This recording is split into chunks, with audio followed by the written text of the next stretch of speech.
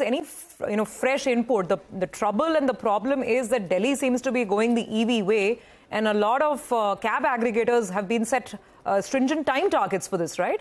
Oh, yes. So, the fact here is that the stock price has fallen around 5% yesterday. It's down 11% today itself. So, 15% shaved off in last 2 days. But the erosion that we've seen in market capitalization is much more than what the absolute impact on EBITDA be. So, that's what I wanted to highlight as well. Yes, it will be negative, but there are execution challenges.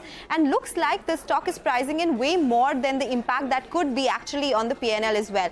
Just taking you through some numbers. So, market cap loss in last 2 days has been around 4,200 crore rupees. But if we look at the volumes, total CNG volumes of the company were at 6.1 MMSCMD, out of which cab aggregators are around 30% of the total CNG volumes for the company. 50% of these cab aggregators, they are not registered in Delhi, so they will not have to make that switch to EV according to the guidelines. So volumes impacted on an average would be around 1 MMSCMD, which is around 15% of the total volumes.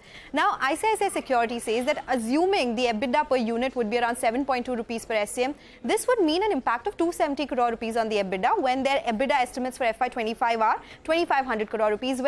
This is when the new geographies and new volumes will start kicking in as well. So the impact on market cap has been much more than what the P&L shows right now.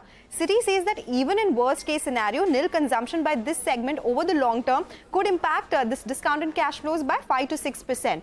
We've seen a fall already of 15%. Stocks correction therefore prices in the risk that we've already seen.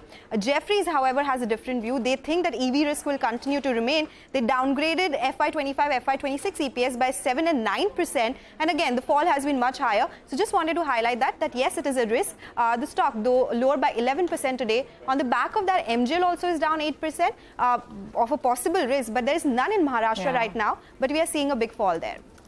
No, absolutely, and great that you pointed out some of those numbers, because that context really helps, really to try and ascertain what could be. And remember, the operative word here is could, because this kicks in a while later. Prakash,